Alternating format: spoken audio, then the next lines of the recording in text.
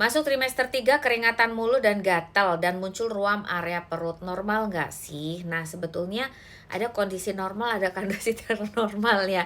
Gini, karena kalau aku bahas yang soal ruam area perut ya. Ruam area perut itu muncul guratan merah, ya nggak? Ini berdasarkan ini ya, berdasarkan pengalaman dan pengamatan dan juga pengalaman bertemu dengan banyak-banyak ibu hamil ya. Nah, biasanya yang terjadi kan aku ngalamin di 37 ke atas nih. Sebelum 37 area perutku tuh mulus gitu ya, tidak ada apa-apa. Begitu 37 ke atas kan perut tambah membesar tuh. Tiba-tiba muncul guratan merah. Sama nggak kondisinya kayak aku? Guratan merah memanjang, warnanya merah, rasanya gatal. Itu memang kayak ruam. Nah, itu biasanya dinamakan stretch mark. Stretch mark itu karena peregangan jaringan kulit. Jadi jaringan kulit yang normal itu meregang. Ya jatuhnya ya memang dia akan menimbulkan rasa gatal.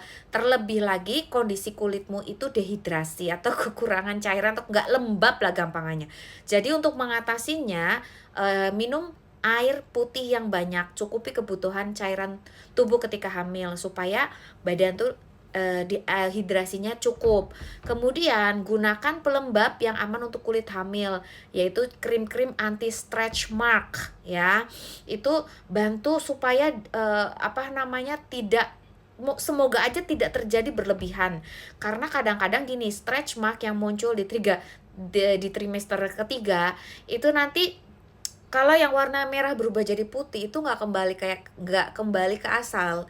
Di laser pun itu nggak. Jadi untuk menghindari terciptanya stretch mark yang terlalu banyak, kamu perlu melakukan langkah-langkah pencegahan seperti yang aku bilang tadi. Cukupi cairan, kemudian ke kondisi kulit juga harus selalu lembab. Jadi rajin-rajin kasih krim atau kasih minyak yang memang untuk melembabkan kulit di area perut. Kemudian jangan digaruk-garuk, karena kalau digaruk-garuk kan nanti kena kuku, malah rentan infeksi, rentan terjadi luka di kulit. Kemudian yang berikutnya trimester 3 keringetan mulu dan gatel. Nah, kalau keringetannya tuh wajar karena kalau bahasa Jawanya itu kayak ayam memeti. Ayam memeti itu gurah gitu ya. Jadi kalau misalnya aku sarankan pakai baju yang katun. Kalau sudah basah banget ganti. Ya, kemudian rajin mandi ya.